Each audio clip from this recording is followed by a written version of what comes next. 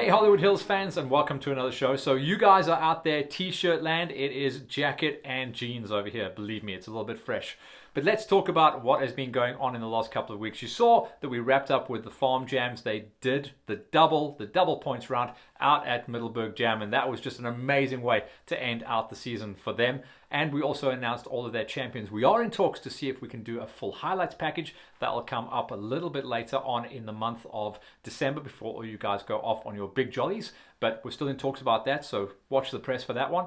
What else went on this last weekend? Well, it was Roof of Africa time. So I was up there last year. It was absolutely freezing, sideways rain. It wasn't much better this year. In fact, it was worse. It wasn't snow like we had a couple of seasons back, but this year was real moist. They had a lot of rain building up to the event, and it definitely had an effect on maybe not the gold riders, but definitely the silver and bronze and the rest of the guys that were out there just trying to make it happen.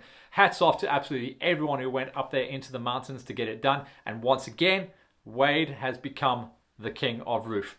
Incredibly enough, he's still a few, maybe seasons short of actually beating Alfie Cox. I think Alfie Cox walked away with either 8 or 9. I think I'm right with 9 wins on the Roof of Africa. Wade's getting close though. I think it's now 7 wins. This guy is on an absolute burner at the moment, in really good shape. He has really made this event his own, and that's at coming back from injury as well. Second place going to Manny Lettenbichler. So that's cool to have that heritage as well. I don't think Brad Cox is ever going to want to go and try and do what his dad did on the roof, because it's a different world and it's a different sport, and Brad is definitely going Dakar, and that's cool because he's definitely got a skill for that. He likes it pinned wide open, not so much of the tech, although he can do it.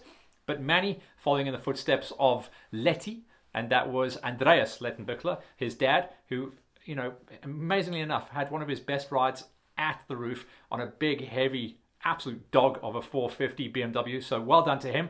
He may be able to be one of those guys that actually takes it away from Wade, but Wade's got a huge home time advantage there with a lot of experience in the mountains.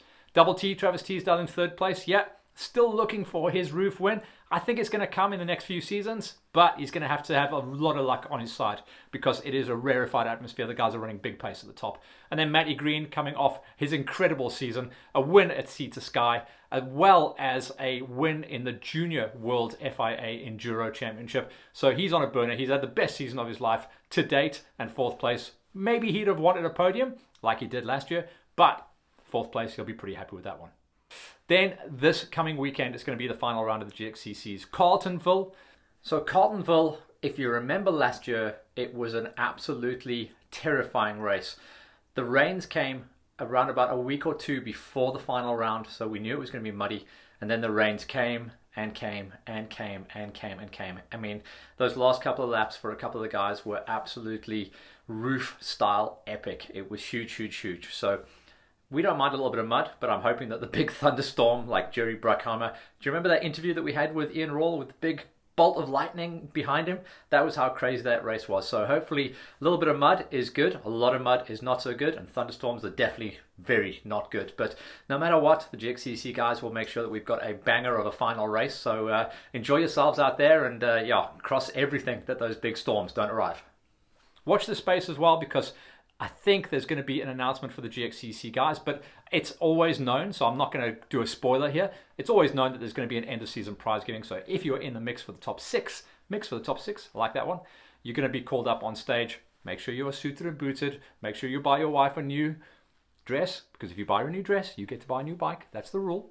So you'll be up there. It'll be a fun thing. Me and the boys are going to be putting together some highlights packages for you guys to work into the evening as well. I won't be there, but I will be there in spirit, and a little bit of digital me will be on site as well. So watch out for that. But for now, just get those entries in for the last Gxcc, and LiveX in Hollywood. We'll see you on the line, and I'll make some noise about you for the final time in 2022, and then we'll do our prize giving. Watch out for that. Also, our friends up there at Vans Racing, Leon, Melissa, and the whole crew out at Vans have got some Black Friday specials going on, so check this out. 20% off all motocross riding kit, and believe me, they've got absolutely tons. We've been up there a few times filming, and they've got literally shelves and racks and piles of boots and helmets and everything like that. 20% off is a good deal, especially at this time of year, and a huge special on the Dunlop rubber, $1,100 for Dunlop tires. That is worth a Friday special. Make sure you phone Leon. book all your stuff. He'll no doubt put some stuff aside for you if you make the big trip up there, or you just get on the pipe with him. Vans Racing will hook you guys up. We'll see you guys soon.